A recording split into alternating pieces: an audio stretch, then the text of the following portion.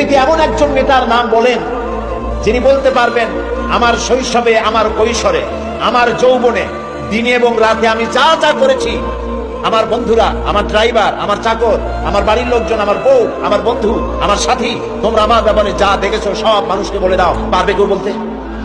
এরকম আসতে বললেন? কথা বুঝতে পেরেছেন কিনা? তাহলে বলেন এরকম কেউ বলতে পারবে?